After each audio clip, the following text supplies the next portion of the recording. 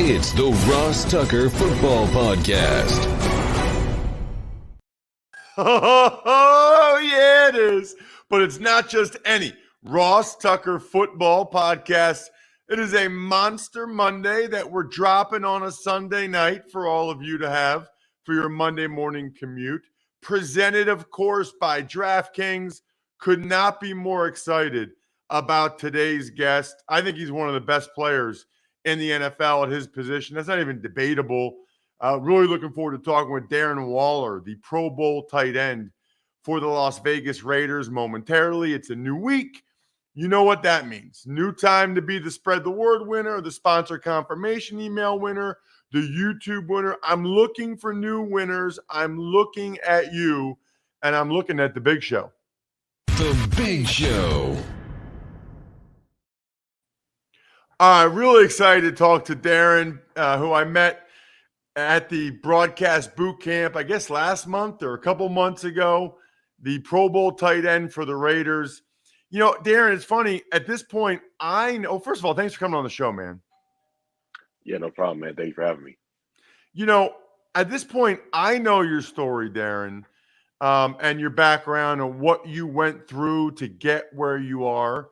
But I think there's probably still a lot of listeners out there that don't know the background and just how improbable it is that you've become what you've become. And really, I think what shocked me, Darren, is how early your substance abuse issues started.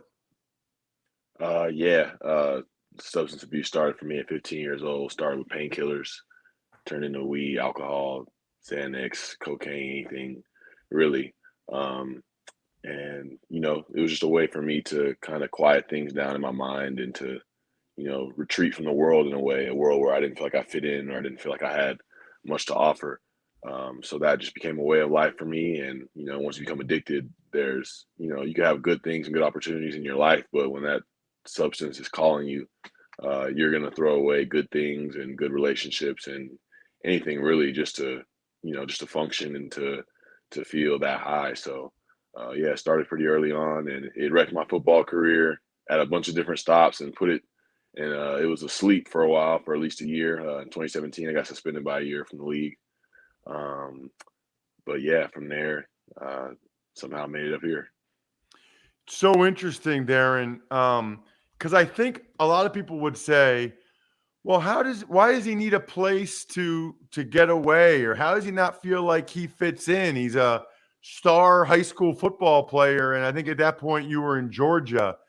But just because you're a star football player doesn't necessarily, I guess, mean that you feel like you fit in.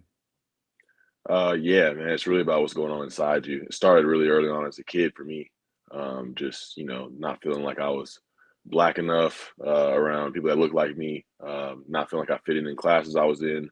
You know, everybody looked like was different skin color than me in the gifted classes I was in. So it was just a lot of areas where I was like, it just doesn't feel right. And I use football as like a people pleasing tool. And, you know, no matter how good you are, you're never really perfect at it.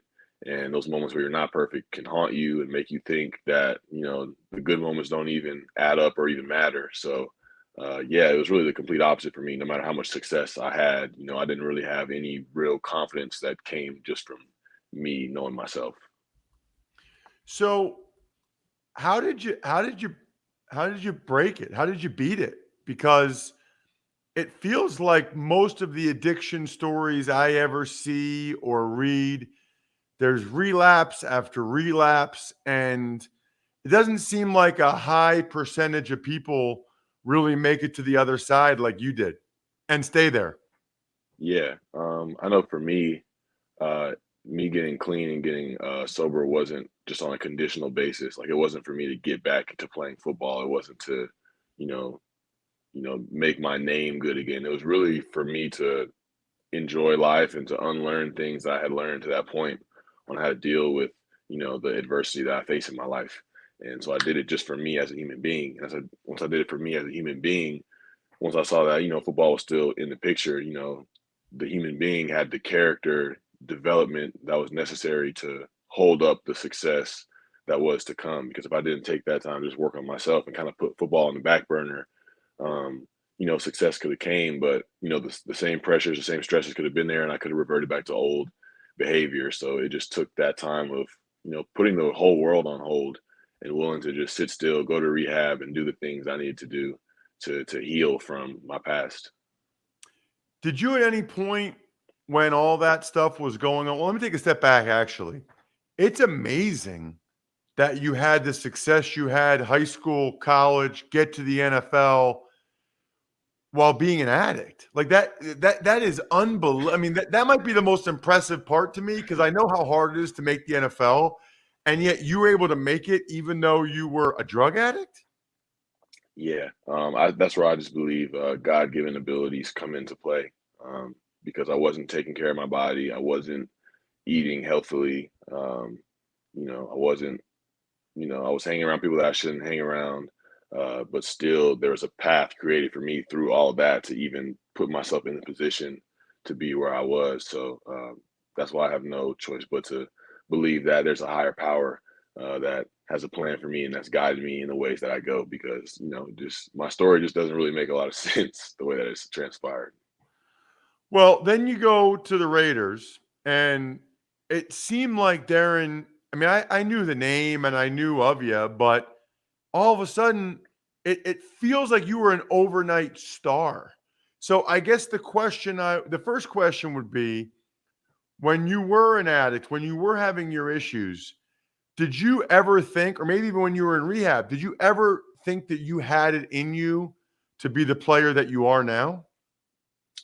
To be honest, no, I didn't. I thought that, once I got back into training after I was working at Sprouts and, just working on my sobriety, I felt like I still had the skill set and that I could contribute to a team, in some sort of role, but it was never like me envisioning like, okay, this is what I'm going to accomplish. This is who I'm going to be. It wasn't really that. I just, I came to the Raiders and, and they had Jared Cook there. So I was just like, yeah, like, let me, I can form a role here, learn from him and continue to develop. But then they let him walk in free agency.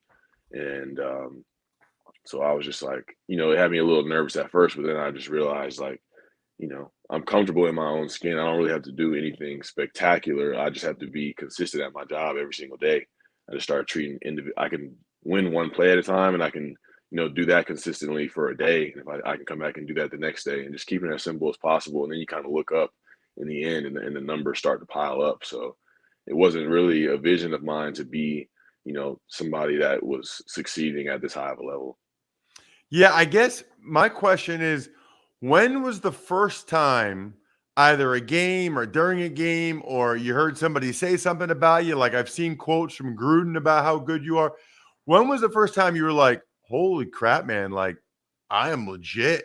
Like, like when's the first time you realized you are an elite player in the NFL? Um, I would say we played Minnesota the third week of the season in 2019, and they have a lot of really good defensive players, and they did at that time. And uh, I had 13 catches that game, and I should have. And I feel like looking back at the film, with some of the opportunities that were left on the field, even with that, it could have been like an even bigger game. So I was just like, okay, like I feel like, this is something that I can do consistently. It didn't feel like it was luck. It didn't feel like it was a fluke. It felt like, this is something that I can do, whenever given the opportunity. So I'll probably say that game. That's awesome. And then, so obviously, 19 was an incredible year, 20 an incredible year. Last year, it just seemed like you couldn't shake the injuries. What kind of injuries did you have to deal with last year, and how frustrating was that? Yeah, it was definitely frustrating. The first game that I missed was the Eagles game. I don't remember the week exactly, but the Friday practice before that game, I got tripped running like a fly sweep motion behind the line of scrimmage by one of our offensive linemen who was kicking back, and I kicked myself on like the inside of my ankle, and I couldn't finish the practice. Like I tried to, but I couldn't. And then I tried to see how I felt on Sunday, and I couldn't go. And then I came back.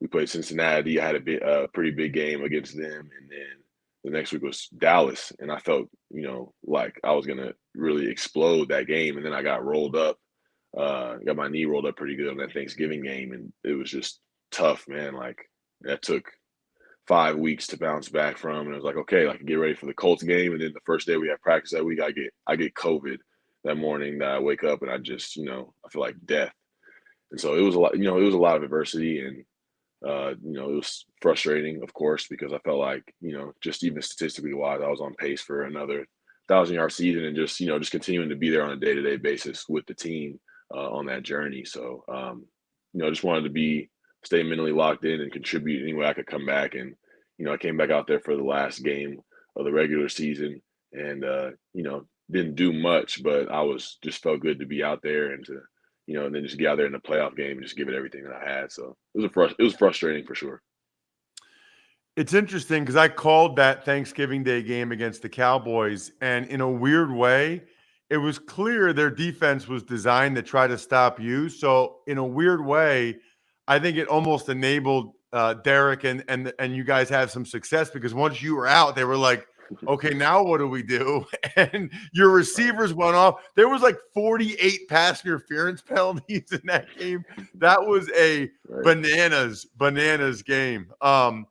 So, one of the things that huge news with the Raiders, not Ravens, this offseason was the hiring of Josh McDaniels. I was kind of hoping they would keep Bisaccia. It was a small sample size, but you guys, even all the distractions and the whole Gruden thing, you guys made the playoffs. I thought Bisaccia deserved another year. What was kind of your reaction there and the reaction of the other guys when ownership made the decision to move on from Coach Bisaccia and bring in Josh McDaniels? Initially, we're all big Rich Bisaccia guys. Just the impact that he had on us and how he cares for us as people. We really wanted that for him, but we understand that maybe ownership wants a sexier name or a hotter candidate, and that's just the way of the business. But having Josh here now, I really understand why they made that decision.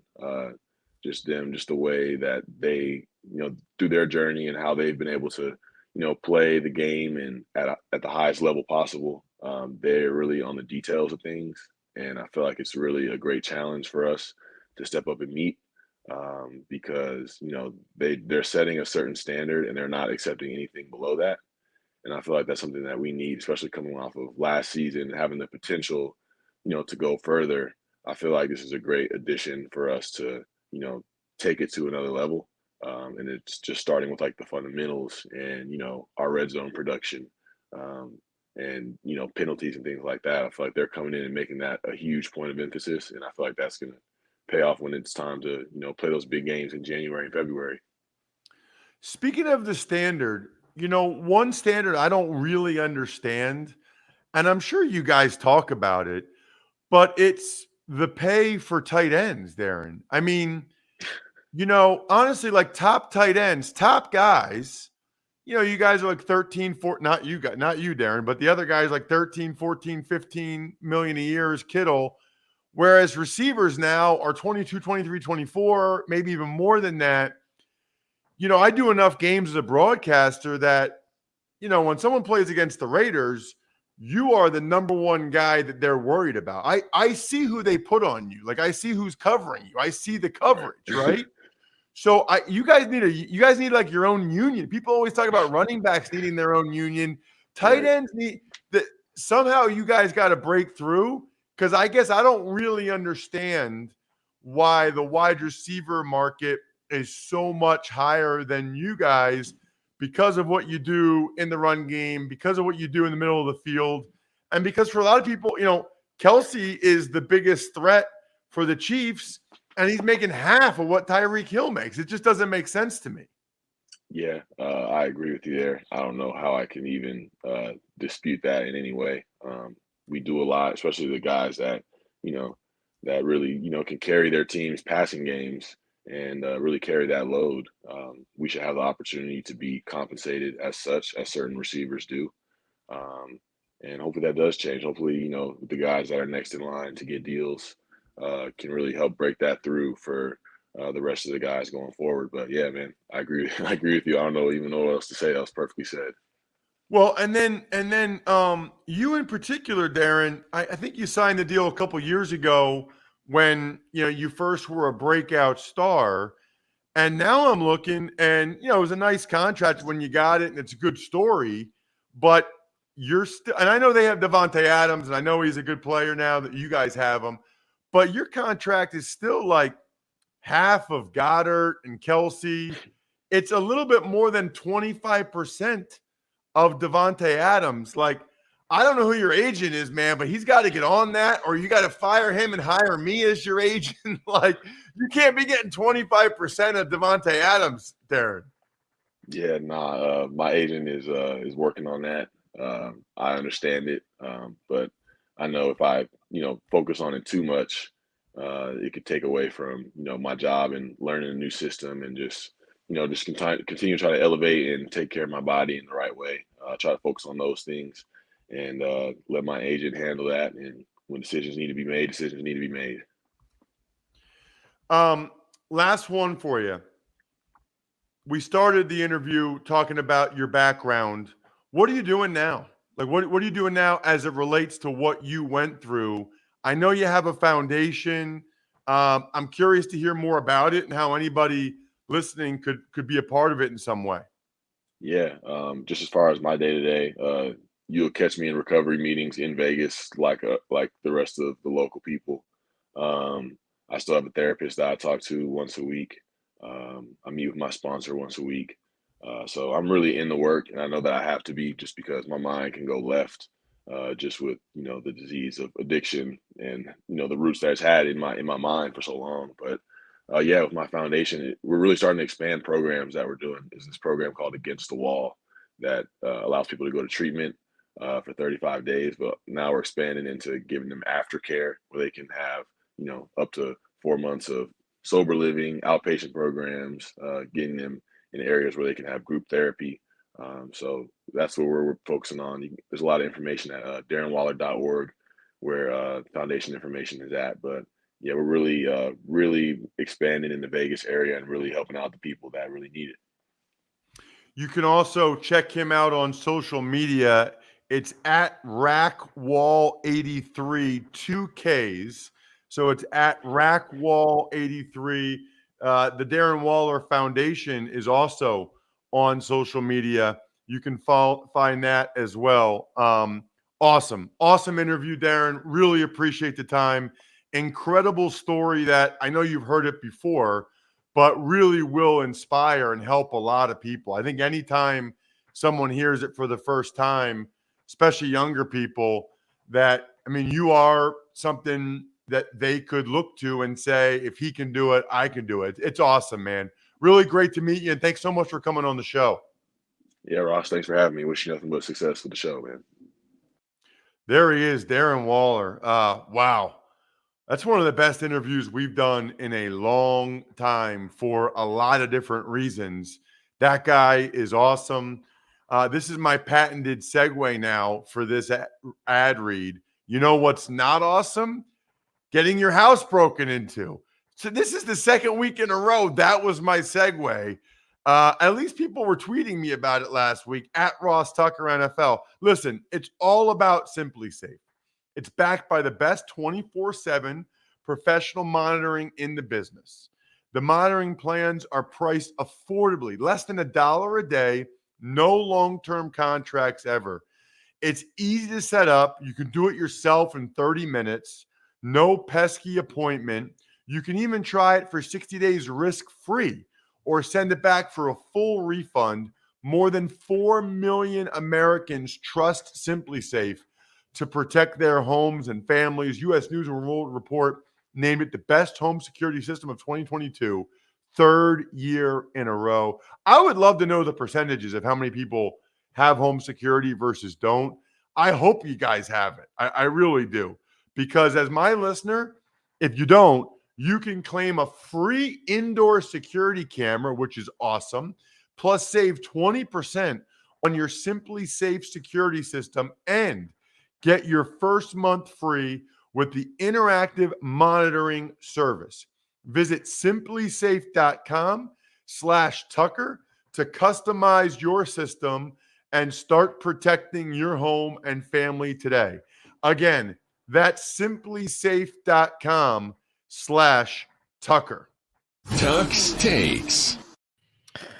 Hi, Ross. Let's start today with some football news, obviously, but not the NFL. Let's go to college. Nick Saban and Jimbo Fisher from Texas A&M, they're doing a little sparring, going back and forth at each other regarding NIL and some accusations on recruiting. By the way, Brian, before I forget, how unbelievable was that Waller interview? Very impressive. Very impressive. I mean, that is crazy to think that a star high school, college, NFL player could be a drug addict, number one. And then number two, the fact that he's still, what did he say? He still goes to, meetings in Vegas. He meets with his therapist and who he meets with once a week, his counselor. Yeah, sponsor. I think it just goes to show that obviously he's human. Everybody's human. Everybody can. It's not something that can escape. I mean, it can happen to anybody. And I think he's very brave. But being able to be open enough to come on out and talk about that. He's got a great attitude. That his mission is to help other people. If he can overcome it, so can other people. And I think that's wonderful. It's amazing. It's absolutely amazing. So glad we got him on. Speaking of amazing, by the way, no, this is not a sponsor segue. That Nick Saban, Jimbo Fisher discussion was wow. For those of you who don't pay attention to college football, first of all, you should. But secondly, we've talked on the show a couple times with Andrew Brandt, with Golick Jr. about NIL, this idea that college athletes can now get paid for their name, image, and likeness, but it's not supposed to be an inducement or enticement to attend a certain school. Well, Nick Saban comes out and says that Texas A&M bought every one of their players to have the number one recruiting class. He comes out and says that, Jackson State got a recruit only because of the money. And wow, I am really surprised that Saban said that in a public forum like that. Really surprised, which just tells me he's very frustrated. Now, I think he was really just doing that to tell the businessmen in attendance in Birmingham, you guys got to step up your game. The only reason why we lost some of these guys is they went to A&M for more money. They didn't want to go to A&M. They went to A&M. That's really what he was saying. We need more money to be able to get these guys. And then Jimbo Fisher, he's not going to back down. And I loved it. I love that he called a press conference the next day and he said, listen, he knows some things.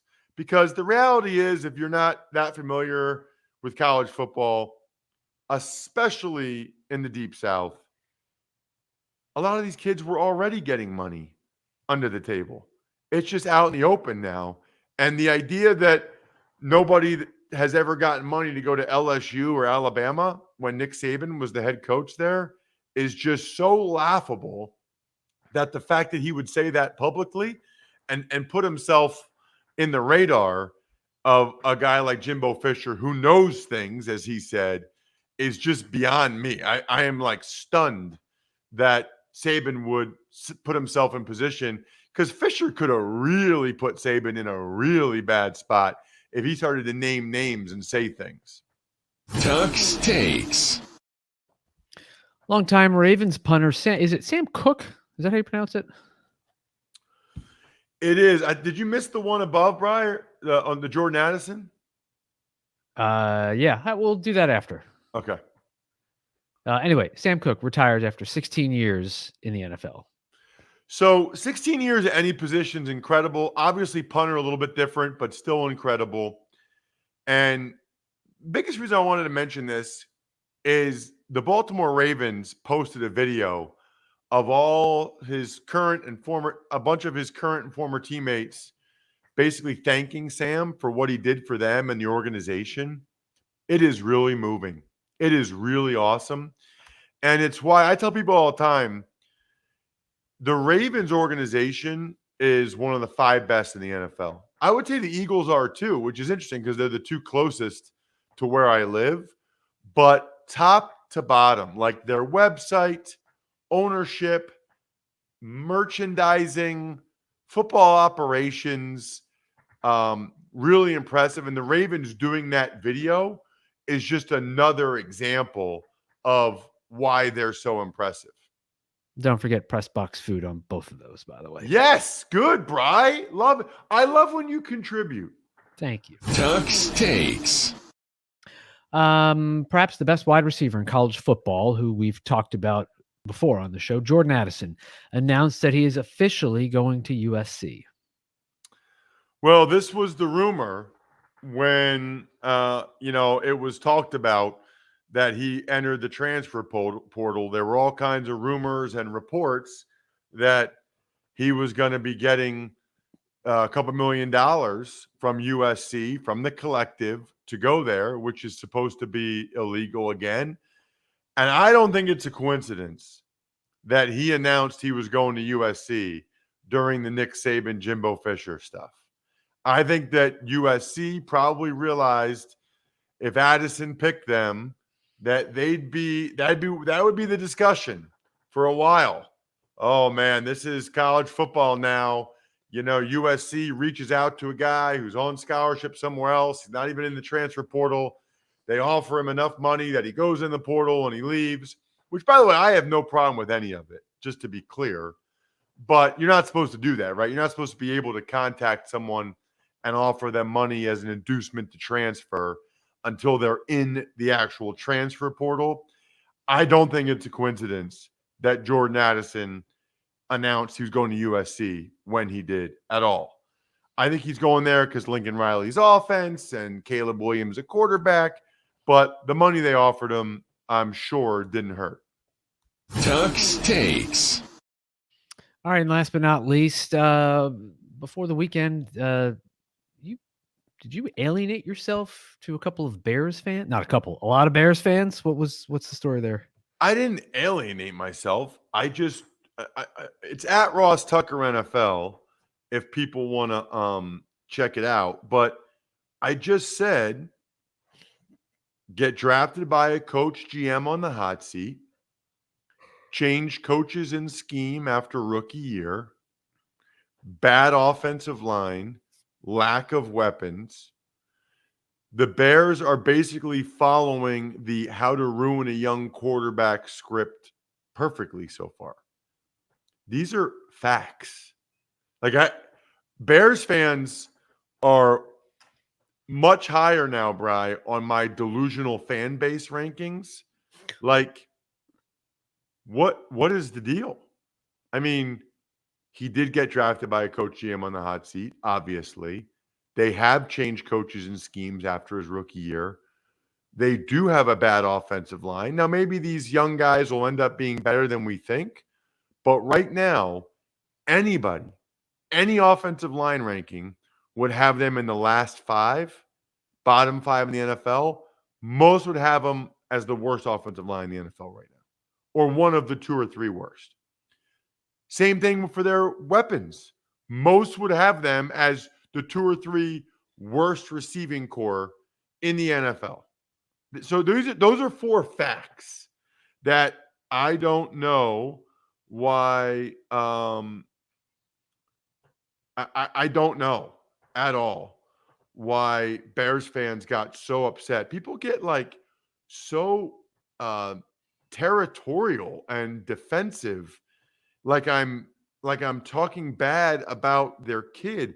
I literally tweeted it was four facts. It's an amazing thing. And as I followed up, I said, it doesn't mean that Justin Fields doesn't have to play better and improve. He does. Also doesn't mean the new GM, Ryan Poles, should have gone for a quick fix. He shouldn't have. It does mean that Fields is not in a position to succeed. They might have the worst O-line and receiving core in the NFL, in the whole league. I mean, wow. I don't get it. What I do get is how awesome our patrons are. Patreon.com/RT Media. Highly encourage you guys to become patrons. You get a signed card or a picture. You get to ask a question. You get to be on our private Slack channel. It's pretty awesome, actually. I'm on the Slack channel every day. And if you're an I think we're done here member, for $100 a month, you get a shout out for your business at the end of every show. You have no idea how good that value is. Trust me. Pizza Boy Brewing, I was there last night. Delicious buffalo chicken stromboli and 3 grapefruit Murrin Rivers. Sporticulture. I want to do a giveaway with Sporticulture. I got to reach back out to that guy. HumanHeadNYC.com, SteakhouseSports.com, Go-Bengals.com, and Evergreen Economics, and MyFrontPageStory.com. Graduations, weddings, anniversaries, which is mine with my wife tomorrow, 17 years. Wow, that makes me feel old. And Father's Day, which will be here before you know it. Nobody knows what to get their dad. Get him an awesome story. You'll get your dad to actually cry. He will. When he actually reads it, I'm telling you, he will. Other than that, let's have an awesome week, everybody. College draft will be a little bit later post tomorrow than normal. I think we're done here.